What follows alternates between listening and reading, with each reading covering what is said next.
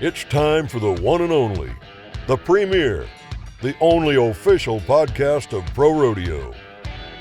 Your Chute Bosses are ready, so let's give it a go and talk some rodeo. Welcome back into the Chute Bosses podcast, the official podcast of ProRodeo. It's Tanner Barth and Tracy Rink. Tracy, we're now back in the office. We took about a week and a half off between, when we wrapped up our coverage from the Wrangler National Finals Rodeo until we got back to work here, but we're back with another podcast and a lot of exciting things to talk about in the sport of rodeo. We crowned our 2023 World Champions. Let's first of all just start with that and, what a field of champs it was. Yeah, it was extremely exciting. I mean, starting with bareback, Keenan Hayes, the only rookie to ever win the bareback riding World Championship. And, I was worried that he wouldn't withstand the marathon, and he did, and he was winning rounds and winning money, and he had an unbelievable season. That's the one that stuck out to me because I didn't know if – not that I know he couldn't do it. I just didn't know if he could survive the marathon, and he did. Yeah, no doubt about it. And that leads us right into our Pro Rodeo props. Tracy starts it off mentioning the Rookie of the Year. Also, the first ever rookie to win a bareback riding world title. He breaks the money earning record. I mean, it was just unbelievable for Keenan Hayes, but a lot of other champions in the mix there as well. We go to steer wrestling, a guy like Tyler Wagaspack. And Tracy, that one threw us off guard. Yeah. That was a one headed into the last night. He's set in third, maybe even fourth in the world at that point. Comes all the way back, things fall his way, he makes the run he needs to, and he's another world champion. When I interviewed him, he said, how many times is that a world champion now? And Wagaspack just keeps piling him on. It's 5 now, and there's only Everett Shaw has 6, Luke Branquinho has 5, who's in the Pro Rodeo Hall of Fame, and now Tyler Wagaspack. I mean, 5 world championships is pretty incredible, and honestly, he had a chance and two other legitimate chances to make it 7, and he had to have everything fall in place. The odd thing is usually maybe once in your life you'll have everything fall into place like he won in 22. It was just odd and crazy, and we never thought he'd win. And then he did almost the same exact script in 2023. And more power to him. He's fundamentally sound, and everything came together. And someone was watching over him in round 10, and he's a world champion for the 5th time. The last 2 times. So he might want to, whoever his lucky person is, you maybe shake hands with that because you might owe him one after the last 2 world titles, no doubt about that. And then in the team roping, Tyler Wade and Wesley Thorpe. Wade wins his first, Thorpe wins his second. And Tracy, they really started to hit their prime. I think it was around round 7. Mm-hmm. They come out, tie the world record, go 3-3, set a round record the next night, 3-5. Mm-hmm. And they just really picked up momentum as the NFR went on and ultimately ended up in a gold buckle. Yeah, and congratulations to them. There was so many odd things that happened in team roping. I mean, Caleb Driggers and Junior Negata didn't have the finals they wanted.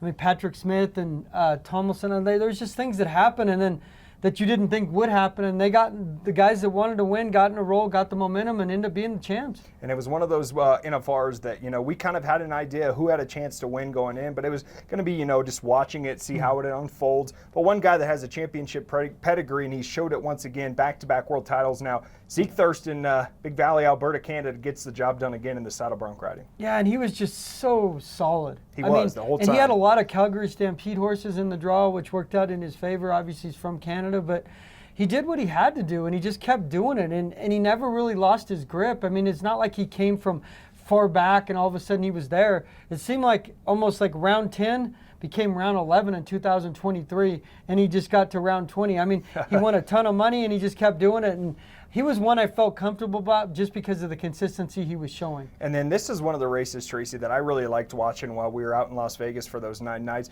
was the tie-down roping. Obviously coming in, the young gun, the phenom, Riley Webb had over a $100,000 lead, but Haven Medjid put the pressure on him every single round. Haven came out, had the best NFR we've seen from a tie-down roper. Most money won. He broke the NFR average record as well. And, he just looked like a guy that was on a mission, but Riley Webb didn't make a mistake. And we mentioned that if he didn't make a mistake, he had a really good shot to win it, and he does that. Right, and give credit to him. I mean, his first year there last year, he didn't have the finals he wanted. He got caught up in it. He admitted it. He just got nervous, and some things happened. And he's been a phenom for years. I mean, he almost won the American when he was like 16 years old, almost won $1 million.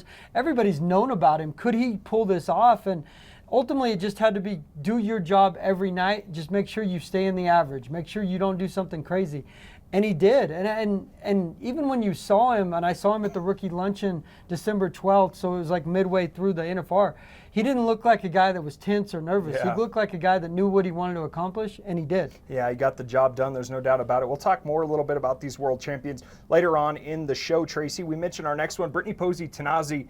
What an outstanding NFR for Brittany as well. A record-breaking regular season. She comes in, just continues it in Las Vegas, and caps off another world title for Brittany. They're a bit spread out a couple years there, though, for her.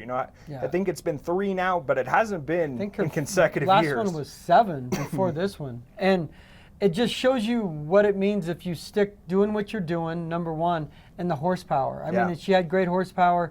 She won almost everything this year. So if she wouldn't have won the world title, it would have seemed really, I mean, granted, you could get on a bad streak or your horse goes lame at the NFR, but once again, she was there. She took care of business. Lisa Lockhart ended up winning the average, which was crazy. But give Brittany credit. I mean, she's been doing this a long time, and that probably submits her in the Hall of Fame at some point, I would think, based on age. She's got 3 world titles and the separation between the last one. Yeah, and this was one of the most dominant years we've ever seen, probably the most dominant year we've ever seen in the barrel racing. And then we end it with the guy that we've been talking about a lot, Tracy. The whole rodeo world has been your 2023 bull riding world champion, Kai Hamilton. And what a story that was. You've mentioned it multiple times, I think, on the podcast, but also just to me that, that's one of those world titles that can make it 30 for 30. That's the type of documentary of 9 days of action leading up to a world title for the Australian. Yeah, I mean, he gets knocked unconscious in, round 5. He has to come back in round 6 in the morning, which became a morning perf because of the tragic events that happened in Vegas while we were there. Then he places 3rd, and then round 7 he wins it by himself and wins almost $100,000. I mean, the script wrote itself. I mean, he was the one writing his own script. It's just crazy because, and Dave Appleton, the Hall of Famer, told me it was like when Stetson Wright got injured, he couldn't go. It was like he gave him his Superman cape. Yeah. Is exactly what the quote was. And it was somewhat that. I mean, Kai was a talented bull rider. Oh, absolutely. And the thing that I'm happy for Kai is some guys get lost, like between Trevor Brazil. There's a lot of great cowboys that they finished 2nd in the world behind Trevor Brazil that guys forget about. Yeah. So Kai got his opportunity, but he seized the moment. Mm-hmm. He did what he had to. He's hurt. I mean, imagine leaving the hospital after being knocked unconscious. That video of Rusty Wright picking him up from the hospital. He's having a cigarette. Yeah, he's still in his hospital gown, rolling up there. He says, "Let's go win a gold buckle, mate." Right. And I was just like, it's crazy. Right, and then you show up at, leave the hospital at 8. You have to ride at 10 in the morning because we had the early perf, and granted they went a little later because he had some bulls.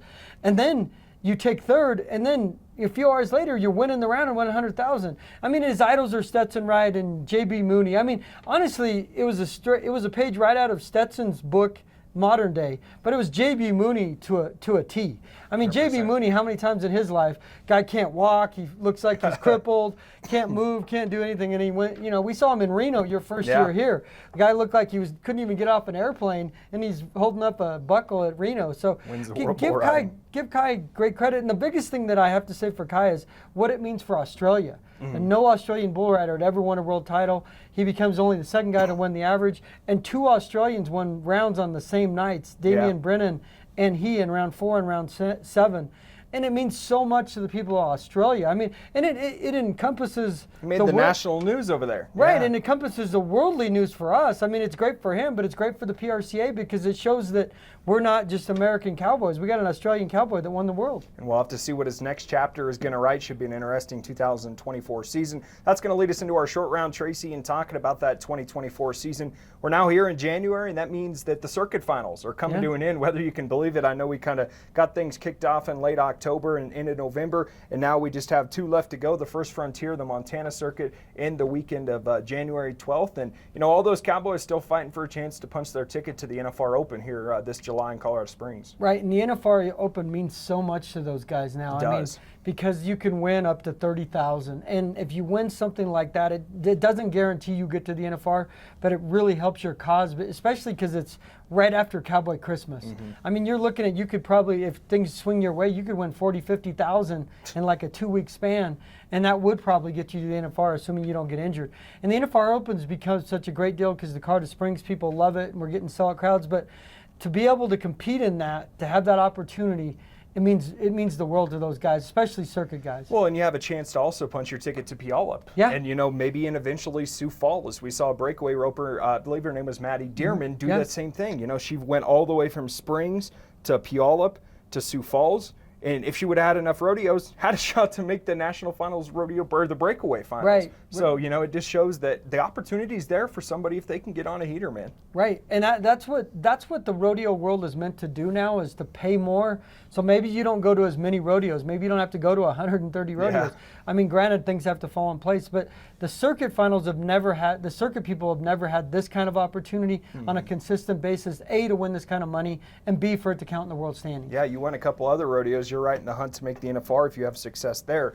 So our 8-question segment, Tracy, we don't have a special guest, so we're just going to kind of grill each other here. Yeah. You know, the first one I have for you is, you know, what surprised you the most in Las Vegas? You know, this was obviously finals where we had some guys that had huge leads going in, but what surprised you the most in Las Vegas? It would have to be, well, two answers. Stetson Wright getting hurt. Yeah, that was a because tough I one. never imagined, because he seemed like Superman, and Kai Hamilton essentially filling in his place and doing. I've never seen something myself in person that heroic happen in front of my own eyes, based on the setup of the NFR and having two performances in one day. I mean, that's what surprised me the most. I knew Kai Hamilton was a great bull rider. Did I think he had that in him myself? No, just because I'd never seen it. Now he's shown the world that he's one of the best ever. Yeah, and that's one of those things when you talk about, you know, Kai Hamilton, it's going to be, this was his year, and, you know, he didn't let that Stetson injury overshadow him. You know, right. He came in, he did his thing. You know, he didn't win just by a skin right. margin. He went out and he dominated, broke Stetson's record for the most money won in a bull right. riding season. So that's something that's definitely cool, no doubt about it. Our best performance, this one, you know, you can go either way, because you can look at a cowboy that said, you know, they had a great performance, but maybe they didn't win a world title, or the Top Gun. Obviously, Kai Hamilton's there, but let's go away from Kai. Let's go with somebody else. And I'm going to have to go with Zeke Thurston, because Thurston was just a model of consistency the entire time, Tracy. He's one of those cowboys that he just shows up. We hate saying it, but he does his job, and he makes it look good doing it. You know, he's a very technically sound saddle bronc rider. 4-time world champ. I mean, and Hall of Famer probably now. Yeah, now for sure. Right? And he's one of those guys in saddle bronc you almost forget about at times. Yeah. And like in 2022, you thought, well, you know, he's Zeke and he's there and he's kind of in the mix. And then he won the Ram Top Gun and won a ton of money. And then this year, I never forgot about him this year based on what he did last year. And it seems like he's like wine. He's getting better with age. Yeah, no doubt about it. We'll have much more great stuff coming your way on the Chute Bosses podcast. Stick with us down in segment number 3. We're going to sit down and talk with Luke Branquinho. He was a great interview. We'll have much more coming your way after the break. Farm life means always hoping for the best, but planning for uncertainty. You have to be ready for the next everything, the next dawn, the next season, the next harvest, the next technology, the next challenge, and the next generation. No matter what comes your way, we can help keep you ready for the next.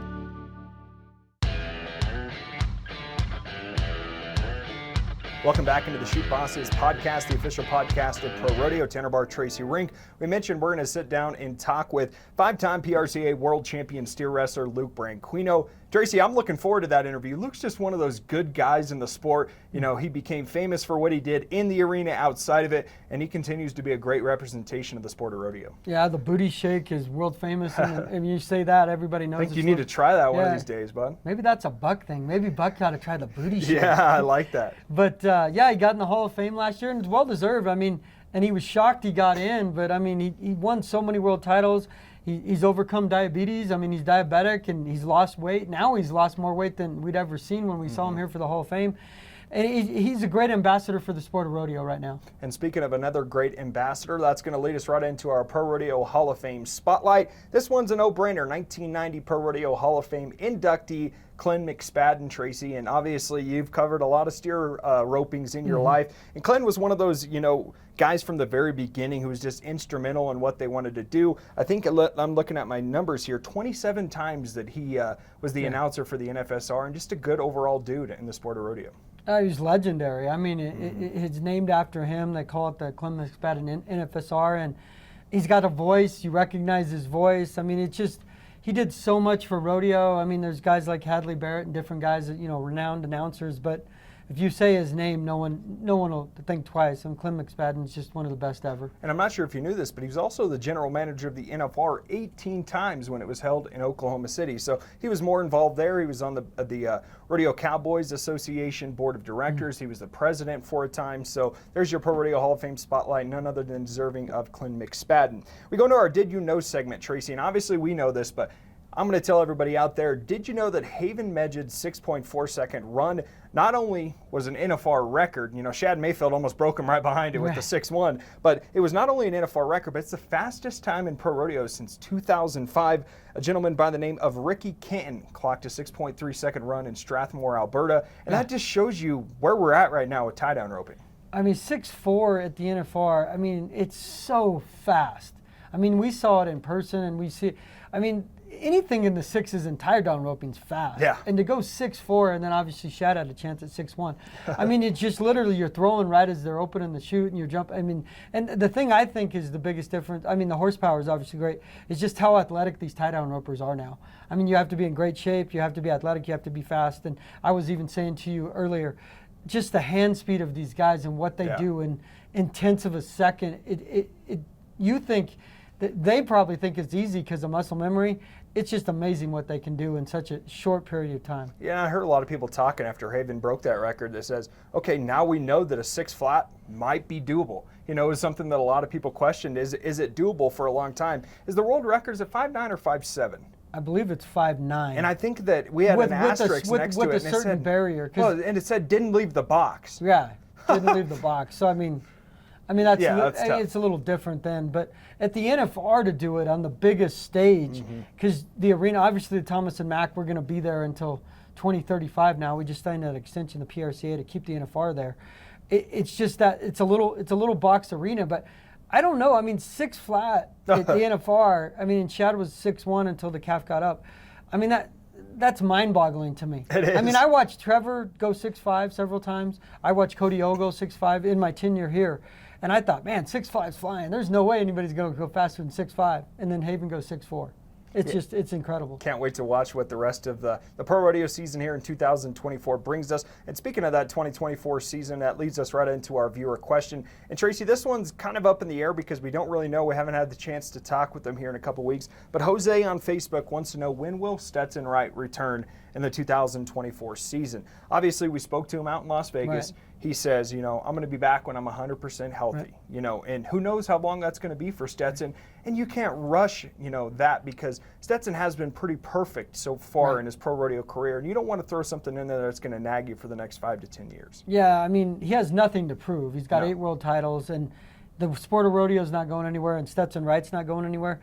I would guess, just looking at what injuries happen to guys, I would say June, Reno, because usually when guys get injured and they're out for a long time, Reno's usually the target date. So about that 6 months. So 6 months. I mean, this is just me speaking. I'm not speaking. Yeah, we're not putting words in his mouth. I'm not speaking in Stetson's behalf at all.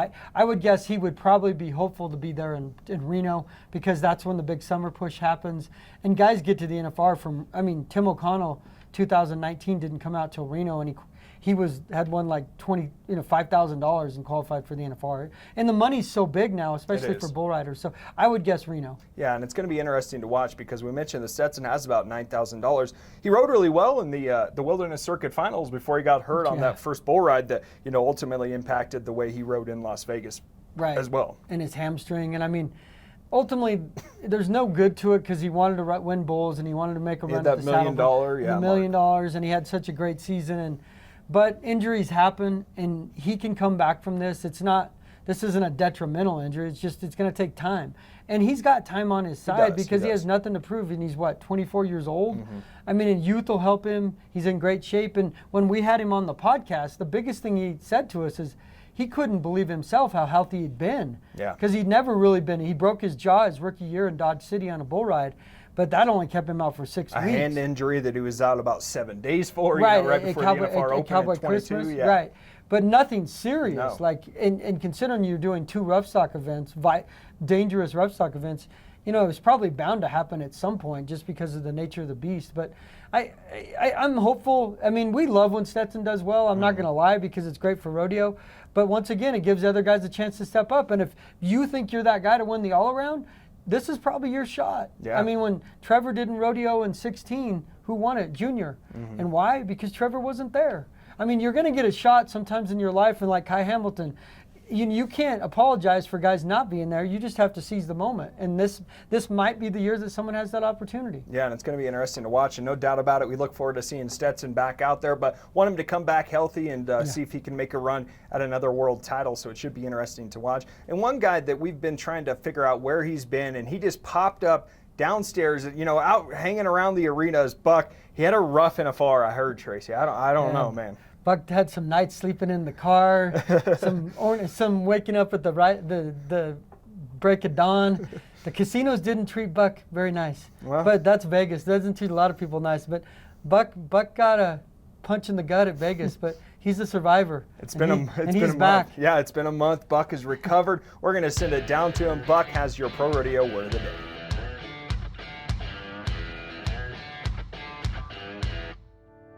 I'm Buck, correspondent for the Chute Bosses, the official podcast of the PRCA.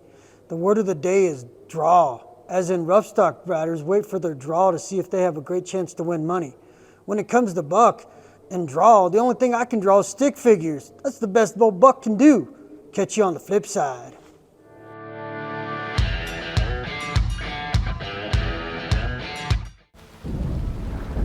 They say time waits for no one. And yet, I refuse to be held hostage by its ticking clock. Is this land worth knowing? You tell me. With the all-new Ranger XD 1500, time doesn't have to wait, because you've got it standing still.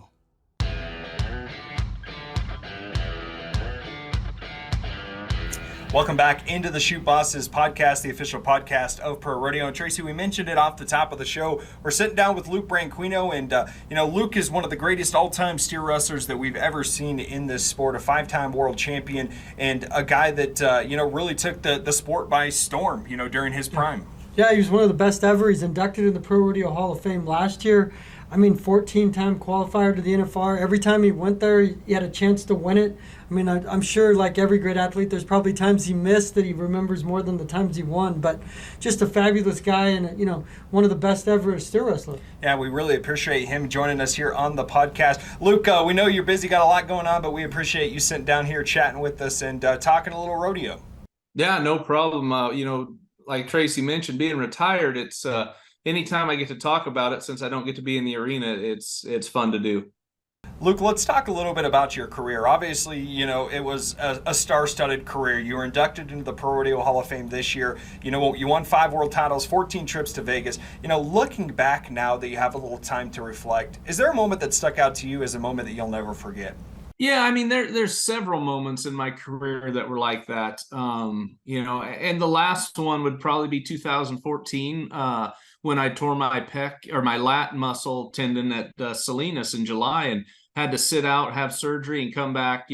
Was winning the world and then came back, I think, 7th going into the finals. And what I put into that world championship from surgery to the 10th go round, the end of the 10th go round was. That whole process to get there and then being able to hold up that gold buckle in 14 is probably one of the most memorable.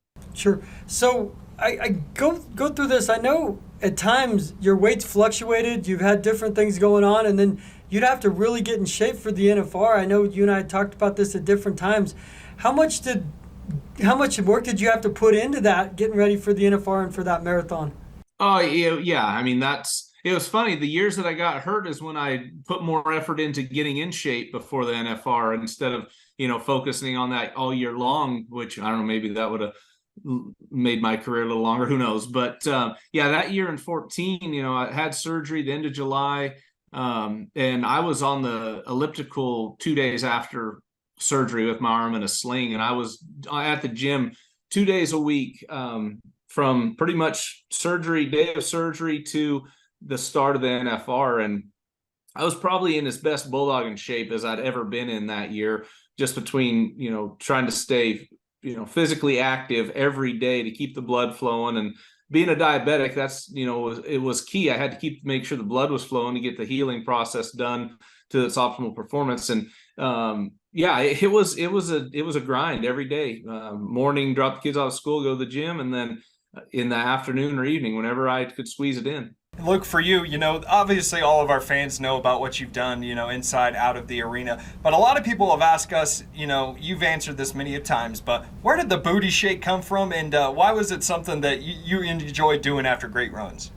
Well, to be honest with you, I hated doing it when it first started. It was in Omaha, I think 2004. I can't remember who the arena producer was, or the producer, whatever, production manager said, "Hey, we need to do something to get these fans a little more involved." They were there for the rodeo, but then the concert was afterwards, so they kind of funneled in. So they wanted to get the fans there for the rodeo a little more involved, and they asked me to do some sort of something, because Rooster Reynolds used to do his Rooster Chicken Dance, I guess is what it was called, and I can remember that as a kid thinking that was funny as hell, but I thought, no, I'm not doing anything. And they kept hounding me, and finally I threw the steer down. I kept hearing the announcers in the back, back in the noise, and I thought, if I do this, they'll never ask me to do anything again. And it really did blow up in my face, but then I started thinking about it. Well, I guess if they're asking me to do it, it means I'm winning something. Turned into a trademark, that's for sure. So, Luke, what is it like in Vegas? Describe to our listeners and our viewers of what it's like to compete at the NFR and how fast the steer wrestling is at the Thomas and Mack. It's to compete there it's not like competing anywhere else. I mean, words couldn't even describe it. The last year I went, every year I went, especially there towards the end in the last year, I would drive into Vegas thinking, holy shit, what if I forgot how to throw a steer down? That would run through my mind. And we were preparing, weeks in advance for it. But for whatever reason, right, the day before the first round, every year I thought, man, this would be a horrible place to forget how to throw a steer down. And, obviously that passed by and it didn't happen. But, I think anytime a person has that type of thought in their head, it just shows the magnitude of the situation and the event you're at. Luke, this was obviously an accomplishment for you unlike any other. Just this last year, you were inducted into the ProRodeo Hall of Fame. You inducted alongside a star-studded class. What was that call like for you? It was a bit surreal, honestly. I think with me retiring, the year before, and in my head still thinking, should I be retired? Do I need to be retired, or should I, go back out and try to accomplish more? That it was a bit surreal. Like, okay, I guess this is the final, and it sounds horrible, but the final nail in my coffin. This is it. I'm done. You get inducted in the Hall of Fame, you're out. You just sit back on the sidelines and watch. And so, I mean, for the first couple months, the call was an honor. Don't get me wrong. It is an absolute honor. It's an honor to be in there. But at the beginning, I was like, damn it. It is really over. And now, now obviously enjoying the fruits of my labor and knowing how much it was appreciated by the fans, the sport, and everybody involved with rodeo. Sure. So what kind of stuff do you do to stay active? I mean, obviously I know you're a family man and your kids, but what do you do to stay active now that you're retired?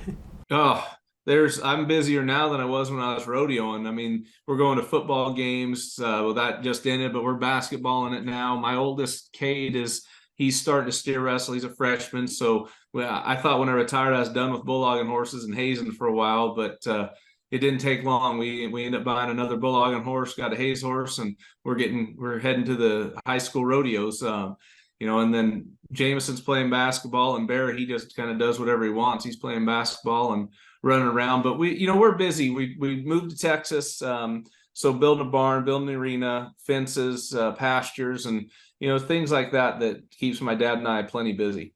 Luke, for you, has there ever been a guy that retired, went into the Hall of Fame, came out and rodeoed again? Is that a thought that's running through your mind?